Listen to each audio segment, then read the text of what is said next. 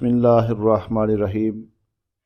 ایک اسلامی بہن نے یہ سوال کیا ہے کہ کیا عورت نماز پڑھتے وقت اس کے بالوں کا ڈھانپنا بھی ضروری ہے؟ تو اس کے متعلق عرض کرنے سے پہلے اپنے معزز محترم سامعین و ناظرین سے یہ گزارش ہے کہ آپ ہماری حوصلہ افزائی کے لیے ہمارے چینل کو سبسکرائب کریں اور اس طرح کی ویڈیو کو لائک اور شیئر کریں تاکہ آپ کے لیے اور ہمارے لیے یہ صدقہ جاریہ بن جائے۔ تو یہ سوال کا جواب دینے سے پہلے جن مسائل کا جاننا بہت ضروری ہے، اگر آپ کو نماز کی شرائط کا علم ہونا تو پھر یہ بھی مسئلہ آپ کو درست ہو جائے گا۔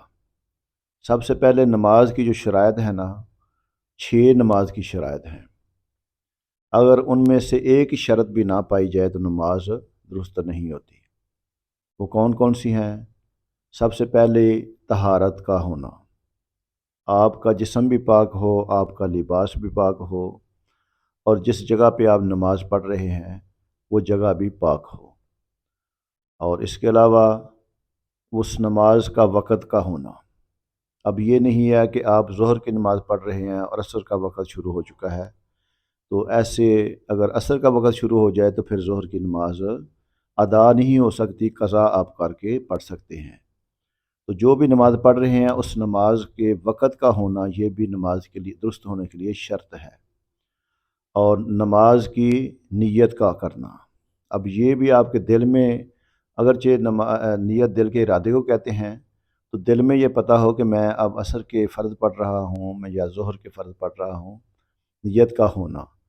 اور قبلہ کی طرف آپ کا سینہ اور آپ کا چہرہ قبلہ کی طرف ہو، یہ بھی شرط ہے۔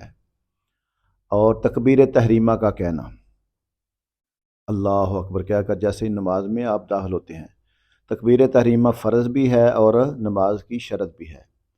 اور آخری شرط 6ویں جو ہے اس کا تعلق آپ کے سوال کے ساتھ ہے کہ ستر عورت کا ہونا۔ اب مرد کے لیے ستر عورت کیا ہے؟ مرد کا یہ ناف سے لے کر گھٹنوں تک یہ مرد کی ستر عورت ہے، اس کا ڈھانپا ہوا ہونا نماز کے لیے شرط ہے۔ اور عورت کے لیے ستر کیا ہے؟ عورت کا چہرہ، کلائیاں اور پیر، ان کو نکال کر باقی سارا جسم عورت کا، یہ عورت کی ستر ہے۔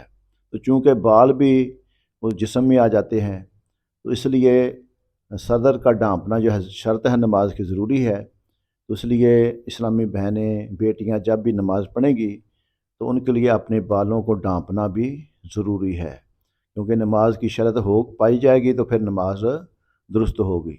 تو مجھے امید ہے کہ جس اسلامی بہن نے سوال کیا ہے اس کی بھی اصلاح ہو گئی ہوگی اور باقی اسلامی بہنوں کو بھی اس کا علم ہو گیا ہوگا۔